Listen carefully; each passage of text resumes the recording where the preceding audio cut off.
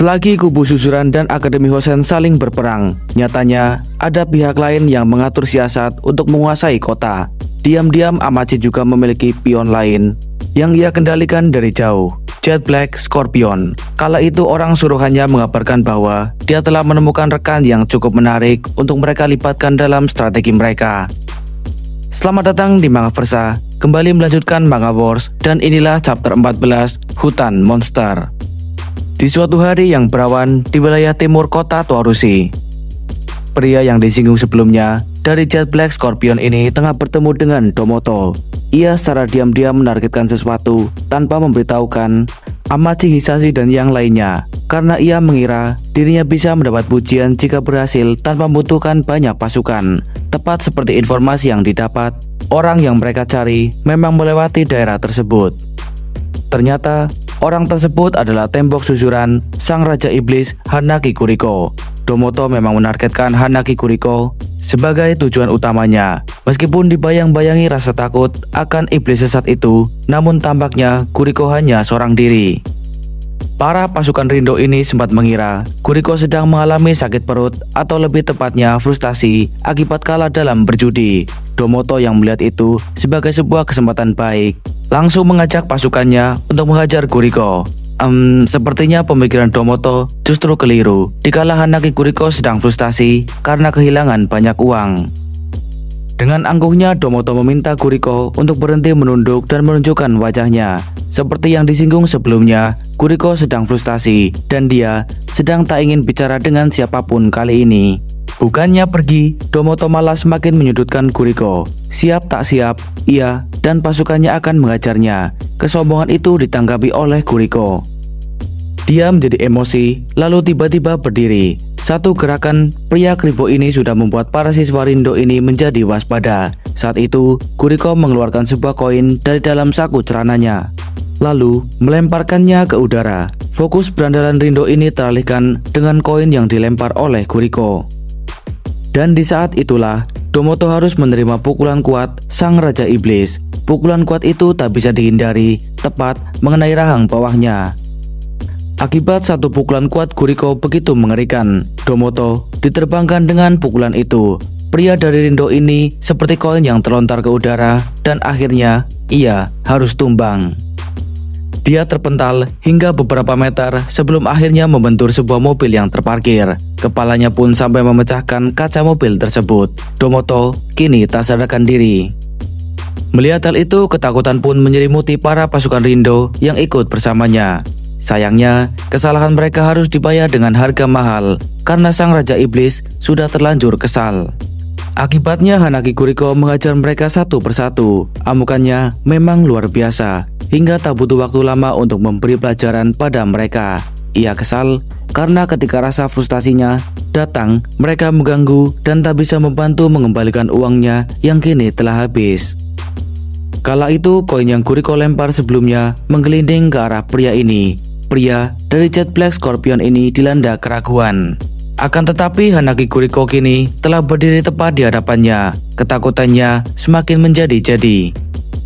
Terlebih ketika Kuriko berteriak ke arahnya, meluapkan kekesalannya pada mesin judi. Akhirnya, pria tersebut lebih memilih kabur daripada merasakan pengalaman buruk serupa dengan siswa Rindo. Setelah membereskan para pengganggu sekaligus melampiaskan amarahnya, Kuriko kembali memungut koin tersebut dan saat kemarahannya mereda, ia memilih untuk pergi makan kari.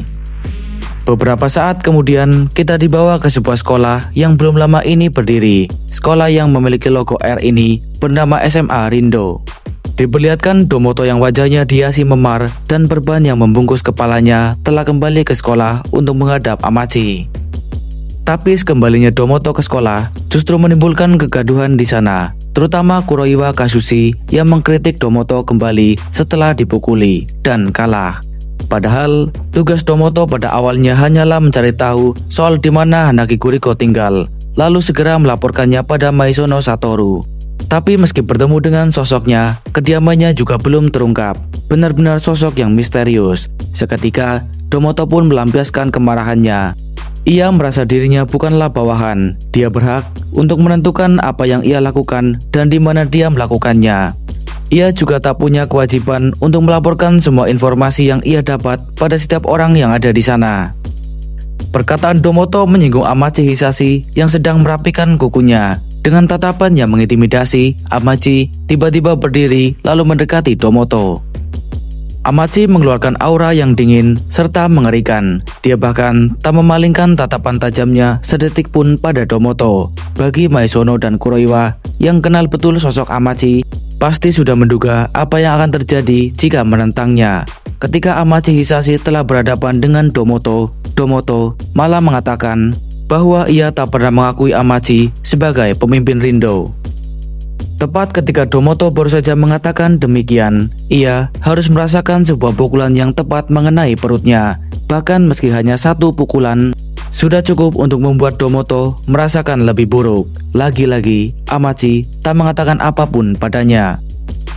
Kemudian saat Domoto mulai berlutut di tanah, Amachi tanpa ragu melayangkan tendangan-tendangannya pada Domoto. Iya, kekejaman Amachi memang semakin menjadi-jadi.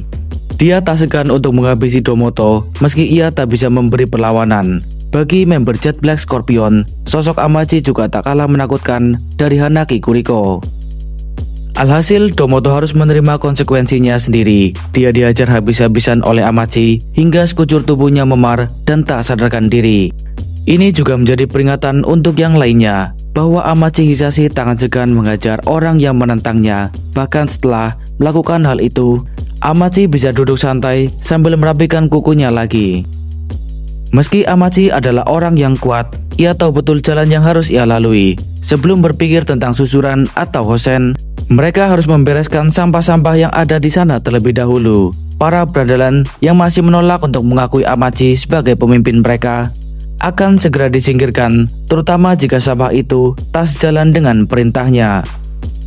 Sementara itu di tempat lain, perang antara susuran dan hosen mendekati puncaknya. Pada hari itu, saat para petinggi hosen berkumpul di aula judo, Jenderal Hosen Kingjo menerima telepon dari seseorang. Tampak dia telah membuat sebuah perjanjian. Barulah diketahui bahwa orang yang berbicara melalui telepon dengan Kingjo adalah Mad Dog susuran Kato Hideyoshi. Mereka pun penasaran dengan apa yang Hideyoshi katakan. Di sini Joe menegaskan bahwa mereka akan membawa perang ke level yang lebih tinggi dari sebelumnya. Ini berarti perang akan dilangsungkan. Menurut perjanjian yang telah disepakati sebelumnya, besok di jam 5 pagi di taman yang ada di atas bukit, sebuah area yang disebut sebagai hutan monster. Di sanalah mereka akan berperang. Kingjo juga meminta Mitsuyoshi untuk mengabarkan semua orang supaya bersiap. Orang yang bangun kesiangan tak perlu datang. Tapi Mitsuyoshi menjamin bahwa tak ada pengecut dalam tubuh Hosen. Mendengar jawaban demikian membuat Joe kembali bergairah. Memang itulah yang ia harapkan, terutama bagi generasi di bawahnya. Kingjo juga meminta supaya Mitsuyoshi membawa serta para pasukan Mitsumasa bersamanya. Arah peperangan susuran dan Hosen semakin menarik. Kingjo merasa ia perlu memanggil seorang tamu spesialnya untuk menyaksikan jalannya pertempuran. Sementara itu rival mereka, para gagak, kini tengah berada di atap susuran. Saat itu, Kato Hideyoshi yang bersama masa telah mendengar ceritanya dari para petinggi lainnya. Selain mereka berdua, di sana juga ada Iwashiro Gunji dan Yonesaki Takayuki serta Hanazawa Saburo. Mereka terlihat dalam kondisi yang tak baik-baik saja, terlebih mereka menghabiskan waktu seminggu terbaring di rumah sakit. Melihat kondisi mereka yang tak memungkinkan, Hideyoshi tentu tak ingin melibatkan mereka dalam perang esok pagi. Karena itu, hanya akan mengganggu bagi yang lainnya. Sebagai gantinya, mereka bisa tidur dan banyak istirahat. Meski tahu ia mengalami kondisi yang cukup parah, Seton tetap memaksakan untuk ikut terlibat dalam perang esok hari. Tak peduli apa yang terjadi, dia tetap memaksa akan ikut. Serupa dengan Seton, Gunji juga tak bisa berdiam diri selagi yang lainnya mempertaruhkan harga diri membawa nama baik susuran. Tiba-tiba, Hideyoshi mengatakan analisanya selama ini, yang mana itu soal tindakan Joe yang seolah-olah menghindari pertarungan dengan Seton di tempat yang ramai. Ya, maksud Hideyoshi adalah jika Joe benar-benar ingin bertarung dengan Seton, ia pasti akan memilih tempat yang sepi, di mana dia bisa mengeluarkan seluruh kemampuannya. Itulah yang Kingjo pikirkan. Untuk itu, Hideyoshi pun membungkuk di hadapan mereka semua Dengan kerendahan hatinya, Kato Hideyoshi meminta izin pada mereka untuk mengurus masalah ini. Melihat seorang medok susuran membungkukkan badan dan meminta izin agar membiarkannya mengurus masalah ini membuat mereka tersentuh. Namun, memang benar, perkataan dan gestur yang ditunjukkan Hideyoshi murni berasal dari hatinya. Keesokan harinya, taman di atas bukit yang dikenal sebagai hutan monster, hari yang dijanjikan di mana Hosen dan susuran akan saling beradu kekuatan dalam pertempuran. Di pagi hari itu, Sakota terkejut karena Hana masih sempat-sempatnya untuk makan onigiri sebelum bertarung. Namun, itulah Tsukishima Hana. Ia takkan bisa bertarung dalam kondisi kelaparan. Apalagi, onigiri buatan Mary menurut Hana sangatlah enak. Ya, bagaimanapun itu belum giliran mereka. Ternyata selain Hana, Murakawa dan Yaita Ikumi juga ikut mengisi perut. Keduanya mengajak Sakota untuk mencoba onigiri seenak itu. Jika diperhatikan lagi, dari kedua belah pihak sama-sama membawa line up terbaik mereka. Ini juga berarti akan ada banyak pertumbangan darah di tempat tersebut. Renji pun menambahkan, jika terlalu banyak darah, mungkin akan sulit untuk membersihkannya, terutama baunya akan sangat tercium.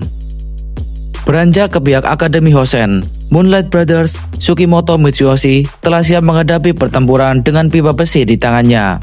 Pun dengan kakaknya yang sudah tak sabar lagi, para petinggi lainnya dari kalangan sophomore seperti Mashima Kazuya atau junior seperti Miura, Otani Ken, juga Tsukimoto Mitsumasa ikut hadir di sana.